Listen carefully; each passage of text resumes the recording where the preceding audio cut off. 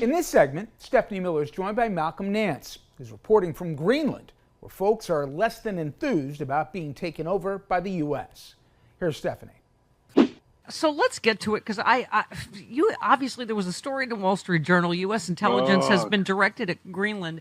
We saved this tweet for you. Someone said spying on Greenland is like wiretapping a golden retriever. It's friendly and harmless. This whole "let's take Greenland" saga is veering into cartoon villain territory. What the actual F, Malcolm? It is, and I really wish I had written that tweet, because my tweet was like, "This is effing stupid." You're a sailor. What's that essay going to do for Danish linguists? Right? But hire Inuits? No, this is true. And I had said this when I wrote my Substack on March 12th, saying the coming invasion of Canada and Greenland. Canada's off the table, but Trump is dead set for Greenland. He essentially said so. And I said it's going to be a special operation. They're going to fly just into the capital. They're going to raise the flag after seizing the airport. And then more troops are going to come in, and we're going to invade a NATO ally. And I said, before that happens, we're going to have to do intelligence collection. And now we're finding out the Wall Street Journal learned that weeks ago, U.S. intelligence was tasked to start collecting against Greenland. But what's it going to do? Jump up and lick you in the face? It is a golden retriever. Malcolm, saved another one for you. U.S. loses another F-18 off the USS Truman in the Red Sea. Israel bombs 4 countries in one day. India, Pakistan starting World War III. Is this normal? This is another F-18 fighter jet has been lost. Yeah, only the $30 second million jet bucks. lost in a week.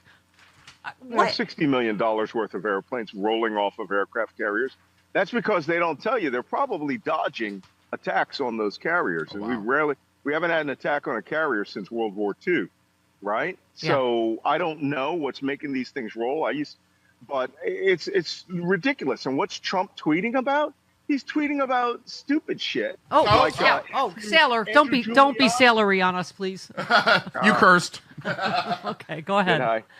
Did the girl from Ipanema finish it? Not yet, but yeah. It's okay. You're good. We're good. Okay, let me know when I'm back. You're back. So, yeah, this is really ridiculous, and the country is in danger. We're about to lose our status in this world, and if we do something like, what are you going to do? Send the CIA up to recruit polar bears? NSA is going to go after fishery boats and things like that. We're going to deploy submarines to go halibut fishing. We are on the dumbest timeline. Yeah, and the we fact really that are. I have to go to Greenland tells you how stupid this is. I'm going to be on Danish television explaining as an intelligence professional what this means. These are our best friends. These are our allies. And, the only thing they could really complain about is, that we're not giving our service members in the space base more fish than they can eat. Yeah. I don't know. Malcolm, I see it says your bandwidth is low. Let me just get to this before we lose you. You said Trump parade, June 14th, 1 million people should, quote unquote, attend the parade with the upside down American flag and no effing king signs.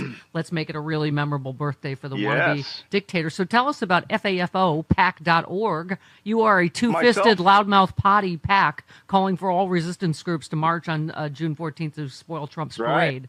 Talk to us for a sec. The guy who ran against Marjorie Taylor Greene, Army Sergeant Marcus Flowers, and I have formed FAFOPAC. And you know what that stands for? Yes, don't say it. No, it stands for Focused Action, Focused Objectives. Oh, right. And we have launched it. You can go to FAFOPAC.org, and you can see our two-fisted, loud potty mouth operation. We are not taking no for an answer, and as loud and as shouty as you see me on this program, that's how we're going to confront the Republicans. No apologies, no discussion. We don't care what you think. We are going to go out and we're going to help all the major resistance groups move on, indivisible. All of them converge on Washington on June 14th, and we're going to spoil a parade. Good. And all of you, mark your calendars. We want this to be the biggest march in American history. And you know what? 75 million of you, 76 million of you voted for Kamala Harris. If 50% of you show out, it'll be 10 times the size of the largest march And we are going to do this joyful resistance in honor of our friend Jill Sobule. I read your text to me on the air, and I just wanted to thank you because she loved you, and she was like a little kid. Jill. She was so excited when you sent her your Ukraine T-shirt, and you wrote me a beautiful text about you didn't feel whole when you got back from Ukraine until Jill sang for you, and so thank you. Sang for me on your patio, and it made me cry. I know. I love Jill. I know. Well, we will she loved you. Always loved Jill. She loved you. I was looking at our text about how excited she was when and she took a picture of herself in your Ukraine shirt. And anyway, I just wanted to. We will march for her, and we will restore balance to America. It's time for the Second American Revolution to save the values of the first. Yep. FAFO PAC, go to it. It's the resistance group you've been waiting for. Leadership. Well, I'm going to talk till I lose you, but you talk till your phone dies. You retweeted our mutual friend Harry Dunn, who said Ashley Babbitt's family is poised to receive $30 million from taxpayers thanks to the Department of Justice. Mrs. Sicknick just wanted a phone call, and the people who assaulted her son Brian held accountable. $30 million of our money.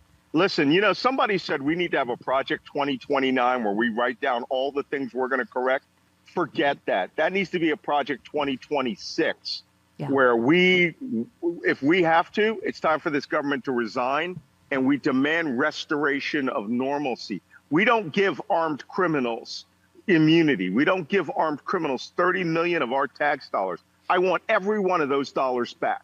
I want every one of these people who have been cleared to join Homeland Security, convicted criminals, all right? I want them out. I want government restored. I want schools to be refunded and every person that's been fired in government. This is the FAFO PAC mantra.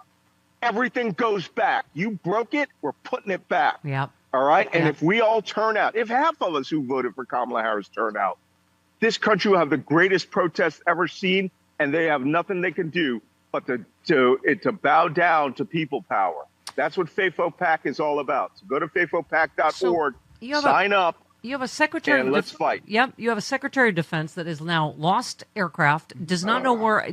Apparently, there was a Black Hawk helicopter again near DCA that the Transportation Secretary knows nothing about. He's been on multiple signal chats, not just the one, right? Sharing war plans.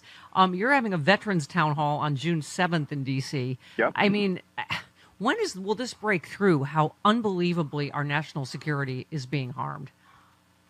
It's only going to break through when that people power hits the streets. Mm-hmm.